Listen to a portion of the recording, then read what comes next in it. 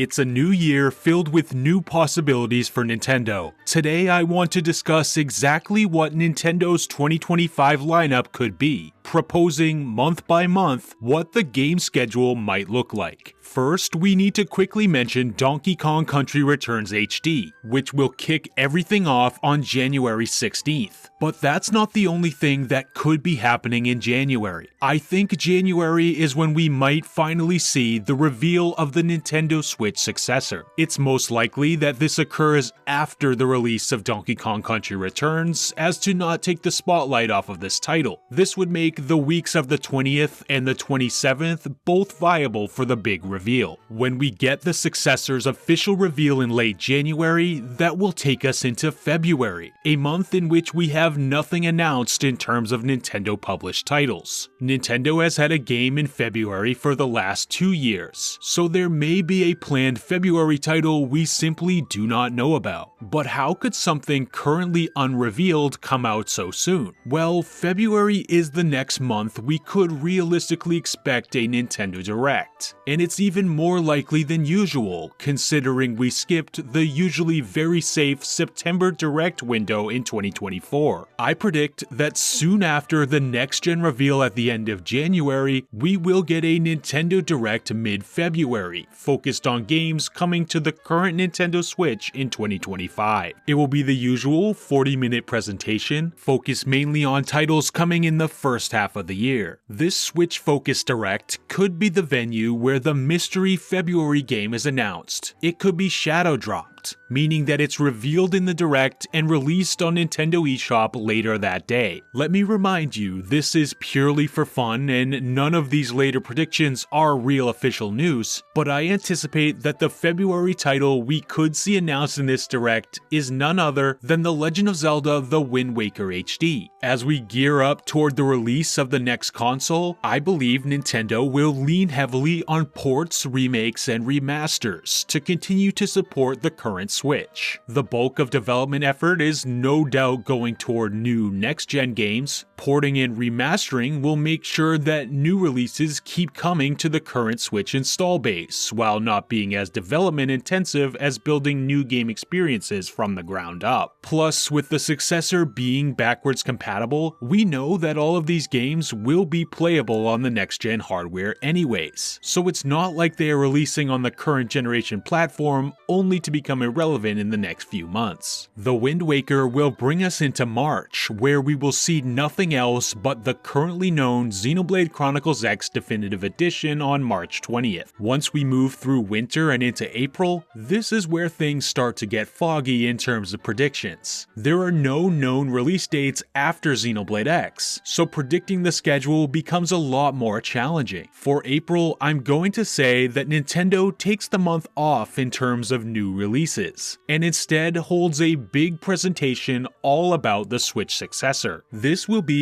a live stage presentation demonstrating the hardware and showing off several of its games, similar to the Nintendo Switch presentation in January of 2017. This is where we'll get full reveals for some of the games we got a sneak peek at during the January trailer. A lot of these successor titles will land in 2025, and I'll talk about what they are once we get to those months. In early May, not long after the big presentation, we'll then get the launch of one of our final new Nintendo Switch games before the next gen launch, and that's the long-awaited Fire Emblem 4 remake, Genealogy of the Holy War. This will be a full-on remake of this previously Japan-exclusive Fire Emblem title. This Super Famicom game will end up looking more similar to Engage and Three Houses, with an upgrade to 3D graphics. Having been revealed in that February Direct earlier on, we know that it will release only on the current Nintendo Switch. As the hype for a next-gen launch comes to a fever pitch, late May will feature one more Nintendo-published title for Switch 1. I'm predicting that one to be Kid Icarus Uprising HD. Uprising will benefit greatly from updated visuals and a new control scheme with its move over from 3DS. And online multiplayer will be restored. There will also be a new side story in the game, directed by none other than Masahiro Sakurai himself. Then it's in June when everything changes, because within the first 10 days of the month will be launch day for the Nintendo Switch successor. It will be a hybrid console just like the Switch, but with a bigger screen, stronger performance, and the ability to use the tablet itself as a controller to allow dual screen gaming while undocked, similar to the Wii U. There will be many other software features that really will make it feel like a next-gen leap. I'll say that the date will be Thursday, June 5th, and the console will release alongside one flagship launch title Nintendo will market heavily alongside it, a new 3D Mario. This will be a completely new adventure with all new platforming mechanics, new characters, and breathtaking visual fidelity. Critics will love the game and applaud how well it shows off the capabilities of the new console, and the buzz around this platform and the new 3D Mario will be unlike anything we have experienced in quite a long time. 3D Mario won't be the only thing to play at launch though, since from day one, many core Nintendo Switch titles will have an optional upgrade available. The upgrade will, quote-unquote, improve the gameplay experience, meaning lower load times, increased image quality, and running more smoothly. Game updates will come at a fairly low price, $5 to $10 US, depending on the game, and all upgrades will be free for paying Nintendo Switch Online Plus expansion pack members. These upgrades will be fully complete at launch, meaning they will only be for select games and no more upgrades will come at a later date. The selected games will be Zelda Breath of the Wild and Tears of the Kingdom, Splatoon 3, Animal Crossing New Horizons, Pokemon Scarlet and Violet, the Xenoblade Chronicles Trilogy plus the new X Definitive Edition, and the upcoming Metroid Prime 4 Beyond, still yet to be released. On top of all this, the console will have some nice third-party support at launch, with some surprising titles making their way over day one. Just a few weeks later, at the end of June, we will get a June Nintendo Direct, which will include titles for both the Nintendo Switch and the Nintendo Switch successor. This will be very exciting, as Nintendo's branding for Directs will change slightly to better match the feel of the next-gen system as well. Here we'll get a more detailed look at the games to come for the rest of the year, many of which were revealed beforehand during the April presentation. The Direct will reveal another June game, coming only to the original Switch. This will be Metroid Prime 2+3, releasing on Nintendo eShop immediately after the presentation. It will be just like the Pikmin 1+2 situation we got during the summer of 2023. Simple HD remasters of the second and third Metroid Prime games being surprisingly dropped on Switch just about a month before a new entry in the series arrives. Because, spoiler alert, in July we will have a big month with two big Nintendo published releases. First, it will be Metroid Prime 4 Beyond, releasing on Nintendo Switch with a next-gen update available from day one. There will also be a physical version of the game for the Switch successor, but it will be exactly the same as the upgrade for the original Switch version, only all on one cartridge. The other Nintendo published title for July will be a big one, our next Smash Bros. Game. This will be Super Smash Bros. Ultimate Deluxe. This will be similar to the Mario Kart 8 Deluxe situation, as it will be a port of Super Smash Bros. Ultimate exclusively for the Switch successor, that features all DLC characters, stages, and costumes straight out of the box. But this won't be the only difference. Deluxe will have some slight visual and technical improvements, along with a few all-new characters and stages in the base roster. The game will come along with the announcement of a Fighters Pass 3, which will feature 6 new playable fighters that will launch periodically as paid DLC throughout the rest of the year and 2026. With a strong launch for the Switch successor and the success of the Switch last generation continuing to sell, in August, Nintendo will show off a new IP they've invested in developing exclusively for the successor, a high-octane action-adventure game with a strong main character, who will eventually join Nintendo's pantheon. August will also bring with it a port of Yoshi's Woolly World for Switch 1, handled very similarly to Donkey Kong Country Returns HD. It will be a graphically enhanced version with content from the 3DS re-release, like Poochie missions included as well. September will have no new Nintendo published games, but it will hold a Nintendo Direct focused mainly on games releasing during the second half of 2025. There will be a Smash reveal and some new titles revealed mostly for next gen. Starting in September, we'll also hear about a price drop for the current Switch and Switch Lite, along with a slow discontinuation of the Switch OLED model. And all of this will make room for a huge month of October, in which we'll get Mario Kart 9, a shiny new Mario Kart game, first revealed in the April Successor presentation, and our first all-new entry in the series in over a decade. This one will feature many brand new mechanics, unique modes, and a slew of all-new Nitro tracks to coincide with several returning favorites. The game will be released both standalone and as part of a console bundle for the holiday season. Just a few weeks later, we'll get our second half of the October doubleheader, since we'll see the release of one of the major games revealed in the September Nintendo Direct, a Tears of the Kingdom themed Warriors game that's releasing cross-gen, with SKUs for both Nintendo Switch and the Nintendo Switch successor. This will be a similar situation to how Fire Emblem Warriors came to both new 3DS and Switch early on that generation. This Zelda spin-off will be the second of Nintendo's big holiday titles, and it will be the first of many Zelda series titles to release for the Nintendo Switch successor. November will mark another highly anticipated release, which is of course Pokemon Legends EA, coming this time exclusively to the current Nintendo Switch. Pokemon will release their first game of the successor's lifecycle one generation behind, as per usual with the franchise. It will be an incredible game and a worthy follow-up to Legends Arceus. It will sell like gangbusters, and with the successor being backwards compatible, many of us will be playing Legends EA on the successor hardware, so we won't even lament the fact that it's releasing a generation behind. And finally, Nintendo will have one last surprise the first week of December. This will be a graphically enhanced remake of New Super Mario Bros. Wii, coming to Switch 1 only. This remake will improve the game's visuals to be closer to New Super Mario Bros. U style, and it will be heavily marketed as a multiplayer experience, frequently showing off the 2 to 4 player co-op multiplayer made easier than ever with the Switch's detachable Joy-Con controllers. This will be a popular holiday title for both Switch 1 owners and owners of the successor, and it will be the cherry on top of a fantastic holiday lineup for Nintendo. But what do you think? What are your Nintendo predictions for 2025? How do you think year one of the Nintendo Switch successor will turn out? Definitely let me know in the comments down below. I also want to thank everyone who is subscribing. We have a big year to come, and I'll be making Nintendo discussions to help you pass the time until the big reveal is finally upon us. If you want something Nintendo related to listen to in between all the big reveals and releases, then I think you're in the right place. Thanks as always for watching, and I'll see you all in the next video.